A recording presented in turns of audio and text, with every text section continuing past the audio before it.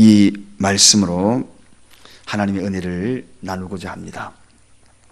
오늘 본문을 먼저 잠시 살펴보면 시몬아 자느냐 내가 한시 동안도 깨어 있을 수 없더냐 라고 주님의 말씀부터 먼저 상고하고 이 말씀을 계속 지켜보고자 합니다.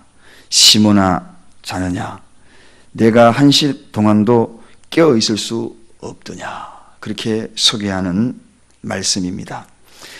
자, 여러분 오늘 이 말씀 읽으면서 무엇인가 조금 다른 면을 발견하지 못했습니까? 지금 예수님과 베드로가 함께 온 시간이 얼마나 오래되었습니까? 이제 그동안에 베드로라는 이름을 지어주고 계속 베드로라고 불렀는데 오늘 이 겟세마네 동산에서 베드로야라고 이름을 부르지 않고 시몬이라는 이름을 부르면서 시몬아 자느냐라고 이야기하는 대목을 아마도 세심히 읽었던 분들은 발견을 하셨을 것입니다. 이 대목에 있어서 우리가 잘 알고 있는 대로 시몬이라고 부르는 그 이름 또 다른 군데서 찾아볼 수가 있습니다. 그게 바로 예수님이 부활하고 나신 다음에 베드로에게 찾아가서 베드로라 부르지 아니하고 요한의 아들 시몬아 그렇게 불렀던 것을 우리는 기억을 합니다. 성경에 보면 바로 이와 같은 대목이 오늘 여기에도 또 등장하는 것을 보게 되죠. 왜 시몬이라고 불렀을까? 본래 이름이 시몬입니다. 그리고 예수님이 직접적으로 이름을 지어준 것이 베드로입니다. 그럼 베드로야 한시라도 껴 있을 수 없더냐 이렇게 불러야 되는데 여러분 오늘 이 시몬이라는 이 이름을 부른 것은 인간의 나약성을 너무나 잘 알고 있는 예수님이 바로 베드로를 시몬이라고 원래 이름으로 부르는 것을 봅니다. 원래로 돌아가면 너는 잘 수밖에 없다. 잘 수밖에 없다. 그런데 오늘 이 겟세마네 동산에 같이 따라갔던 사람이 누굽니까? 야고보와 요한이거든요. 그런데 오늘 본문에 이 시몬이라는 이름은 분명히 한 사람의 이름인데 원어에서 본문을 찾아보면 시몬드라 이렇게 부르고 있는 것을 봅니다. 아니 베드로 한 사람인데 시몬 한 사람인데 왜 복수를 사용하고 있는가? 이 이야기는 연약한 인간을 다 두고 하는 이야기라는 것입니다. 오늘 여기에 야고보와 요한 이들 역시 시몬의 한계성을 벗어나지 못했다는 것입니다. 한마디로 이야기하면 너희들도 똑같다. 시몬아 시몬들아 자느냐 내가 한시 동안도 깨어있을 수 없더냐 이 이야기입니다. 오늘도 시몬들아 인간의 연약함을 공히 소유하고 있는 수많은 베드로들이 수많은 시몬들이 너무나 많다. 연약하여서 함께 기도해야 될 자리 그리고 함께 겟세마네로 따라가야 될 자들이 그리고 겟세마네에서 함께 주님과 함께 기도해야 될 그런 자들이 너무나 많다는 것입니다. 너무나 많다. 정령 기도해야 될 자들이 잠자고 있는 자들이 너무나 많다. 정령 기도해야 될 성도들이 잠자고 있는 성도가 너무나 많다는 것입니다. 저는 오늘 이 본문 말씀을 보면서 한편으로는 좀 슬픈 생각이 들어갑니다. 정말 기도해야 될 자들이 기도의 자리에 없는 경우가 너무나 많거든요. 너무나 많고 제일 답답하고 지금 긴급성을 요구하는 그런 기도 제목을 가졌는데 그럼에도 불구하고 함께 기도의 자리에 동참할 수 없는 그 모습이 굉장히 서글프고 안타깝기도 하고 슬프기도 합니다. 여러분 오늘 우리가 제일 기도의 제목이 많은 사람이 누굽니까? 정말 그런 자들이 많거든요. 그럼에도 불구하고 자고 있는 시몬들이 너무나 많다는 것입니다. 옛날로 돌아간 자들이 너무나 많다는 겁니다. 옛날로 돌아가가지고 베드로의 그 속성에서 다시 옛 것으로 돌아간 자들이 너무나 많다는 것입니다. 자, 오늘 이 말씀을 통하여서 예수님은 정령 기도하라고 주의하는 그러한 모습을 계속 소개하고 있습니다. 한마디로 깨어서 기도하라.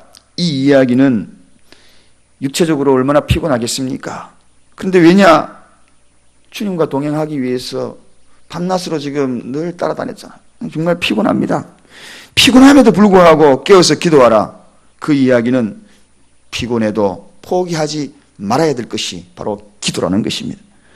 그들에게 임박한 이 시간을 기도하지 아니하고 깨어서 함께하지 못한다면 이 시간을 능히 극복할 수 없다는 것을 주님은 너무나 잘 알고 있기 때문에, 그래서 깨어서 기도해야 된다. 깨어서 기도해야 된다. 라고 제자들을 독촉하는 대목을 보게 됩니다. 자, 그럼 우리가 왜 이렇게 기도를 해야 되는가?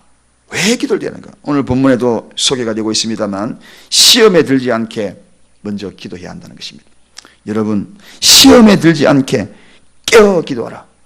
왜 앞에다가 깨어라는 단어를 썼을까요? 그냥 시험에 들지 않고 기도하라. 그렇게 하면 될 텐데 깨어 기도하라. 여기에는 기도의 방법을 구체적으로 예수님이 일러주는 대목이 소개되고 있는 것입니다. 기도도 그냥 기도하면 시험 드는 거죠. 깨어서 기도해야 하는 것입니다. 깨어서. 여기에 깬다는 것은 영적으로 깨어있는 상태를 말합니다. 육은 깨어서 당연히 기도하겠지요. 그러나 영이 깨어서 기도하는 자는 시험에 들지 않는다는 것입니다. 지금 오늘 주님이 겟세마네 동산에 왜 왔는가? 그것은 진정한 그 의미를 알고 제자들이 그 속에서 기도했다면 그들은 결코 잘 수가 없을 것입니다. 오늘 우리가 이 자리에 왜 있는가? 정말 기도하는 그 대목에 있어서 영적으로 깨어서 기도하라는 것이 오늘 주님의 요지입니다. 기도는 하나님을 의지하는 일뿐만 아니라 하나님의 능력을 부여받는 통로이기 때문에, 그래서 오늘 영적으로 깨어야 되는 것입니다. 기원과 갈망하는 간절함이 들어있는 것이 기도이기 때문에 우리는 그래서 깨어서 기도해야 하는 것입니다. 악한 세력과 사단과 전투를 벌이면서 하는 것이 기도입니다. 여러분, 기도는 전투예요. 어찌하면 사단은 기도의 입술과 영을 허리게 만들까? 그것이 목적입니다. 기도는 기도하는 자의 영혼이 시간과 공간을 초월하여 영혼을 만끽하는 그러한 시간이기 때문에, 그래서 우리는 영적으로 깨어야 된다는 것입니다.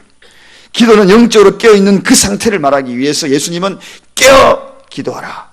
깨어 기도하라. 여러분, 그렇지 아니하면 어떻게 해요? 시험 든다. 그동안에 기도 많이 하셨죠? 그러나 자꾸 시험 드는 이유는 왜 그렇습니까? 육신으로 기도한 겁니다. 육신으로 기도하면 기도의 분량이 중요한 것이 아닙니다. 우리가 요즘도 중국기도 또 공부를 시작했습니다만 기도의 분량이 중요한 게 아니에요. 깨어서 기도하는 것이 중요하다는 것입니다. 무엇이? 영이 깨어서 기도하는 것이 중요하다. 마귀의 책략을 알아야 합니다. 기도하면서도 시험 드는 자들이 있어요. 그 이유는 왜 그럴까요? 기도하면서 그 기도가 하나님의 성령이 이끌림을 통하여 기도하는 것이 아니라 마귀에 이끌려서 기도하다. 기도가 쭉 하면서 기도하면서 시험 들어버려요. 생각 중에 시험 들어버려요. 그래서 오늘 우리 주님이 깨웠어. 사랑하는 여러분, 오늘 우리는 이 새벽에 주님과 동행하는 그런 겟세마네 동산까지 따라 올라왔습니다. 어제 우리는 겟세마네 동산으로 가자라는 주제를 가졌습니다. 오늘은 그 동산에서 동일하게 올라왔지만 누구는 깨어서 기도하는 자들이 있고 그냥 기도하는 자들이 있을 것입니다. 어떻게 기도하실래요? 오늘 이 새벽에 깨어서 기도하는 자들이 되어서 결코 시험 들지 않기를 주님의 이름으로 축원드립니다. 기도 생활이 중요한 것이 아니라 깨어서 기도하는 것이 중요하다. 자, 그 다음에 그들이 왜 주님이 기도해야 된다라고 그렇게 이야기합니까? 육신이 약하기 때문에 기도해야 하는 것입니다. 여러분, 인간의 의지는, 바램은 굉장히 강렬합니다. 그러나 이 인간의 바램은 다 이루어지지 못합니다. 그렇죠. 인간이 아무리 바란다고 해가지고 의지가 강하다고 해가지고 다 이루어집니까? 인간은 약하기 때문에 그 의지와 바램을 다 실현하지 못합니다. 참 나약한 존재입니다. 보십시오. 천재지변 한번 나버리니까 어제 아우성 치면서 밖으로 뛰어나가는 모습들이 영상에 계속 나왔잖아요. 건물이 흔들리니까 비명 지르면서 뛰어나가는 사람, 참 나약한 존재입니다. 이 나약함이 결국은 죄는 될 수 없지만, 그러나 이 나약함을 가지고 그냥 가만히 있는 것은 죄가 됩니다. 이 이야기는 무슨 이야기인가요? 인간은 나약하다. 그래, 나는 약해. 이걸 가지고 있는 그 자체를 깨닫는 것은 결코 죄가 아닙니다. 그러나 그 상태에서 머물러 있는 것이 죄입니다. 그러면 머무르지 않고 어떻게 해야 합니까? 전지전능하신 그분의 힘을 빌리는 것이, 이게 인간이 할 일이라는 것입니다. 자신의 연약함을 위해서 기도하지 않는다면 그것이 바로 죄라는 것입니다. 그래서 기도를 쉬는 것이 죄다. 나약함을 알고 있으면서도, 나의 존재의 연약성을 알고 있으면서도 기도하지 않는 것, 그것이 죄라는 것입니다. 육신은 약해요. 그래서 그 약함을 통하여서 하나님 앞에 기도하는 그 자체가, 그것이 바로 오늘 주님이 겟세마네 동산에서 기도를 우리가 본받아야 될 것을 일러주고 계십니다. 그것이 바로 우리가 해야 될 기도라는 것입니다. 사랑하는 여러분, 약하죠. 우리는 약할수록 하나님 앞에 엎드리는 것이, 그게 바로 기도입니다. 그가 바로 믿음의 소유자인 것입니다. 주님은 바로 그것을 기다리고 계신 것입니다. 그렇다면 우리가 오늘 정녕 기도해야 될 기도의 모범이 뭔가? 예수님의 기도를 본받는 것이, 이게 우리가 해야 될 기도의 모범이지요.